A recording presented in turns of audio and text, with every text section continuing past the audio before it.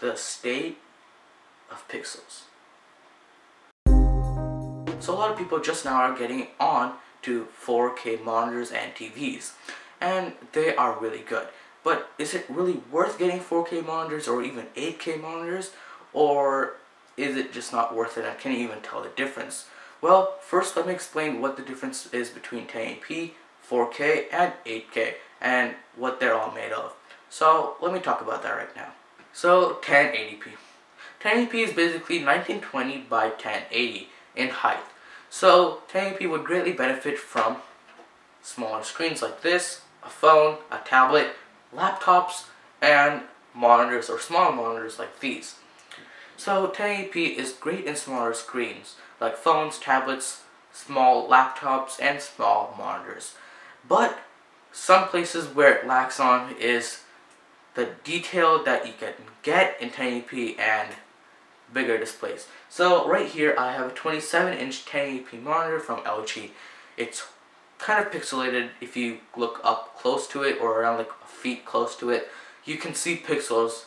1080p on 27-inch monitors, it's not good at all.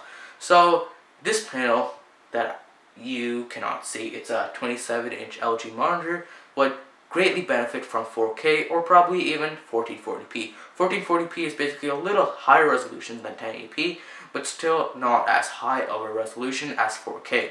4K is basically 4 of those 1080p monitors, one on top, one on the left, and one across from it, which if you add up all those pixels together, you get 4K.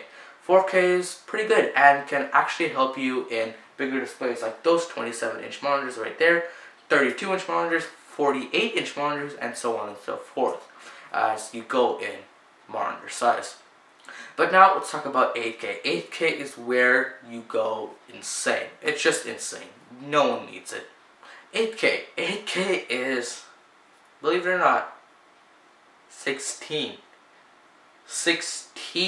of those panels. 4 across, or 4 on top of each other, and 4 across the bottom. It's so dumb. 8K is basically like looking into a mirror without any distortion or pixelation, which is pretty crazy to even think about it. It's 16 of those 1080p monitors. It's so dumb. So 8K monitors are very expensive right now, even 8K TVs. So 8K monitors are around $2,000–$3,000.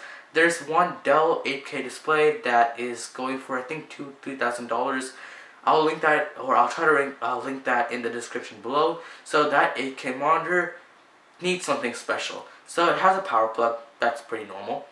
It has display ports and HDMI ports. But something it needs to run for 8K, it needs 2 display ports to even run 8K. And you need the graphical power to just even run it. So this Zodiac 1660 Super has 3 display ports and 1 HDMI port, which you kind of covered for that. But you won't be able to game in 8K because 8K is very power intensive and graphical intensive too.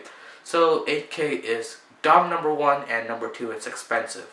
So right now, if you ask me, 4K is the best option right now. 4K is cheap, $300 for a monitor, and they're not as graphical intensive as 8K is, because 8K is literally 4 4K monitors together and 16 1080p monitors, which is dumb. And 4K is probably the best for bigger displays like the 27-inch, which a lot of people are getting, or even 32-inch, which also a lot of people are getting too. So 4K and 8K is pretty on the higher end spot, and 4K is probably the sweet spot for displays right now. So if you ask me guys, I think 4K is probably the sweet spot for monitors right now. It's cheap, and it's not as graphical intensive as 8K is. Anyways guys, that's going to be it for this video. Peace.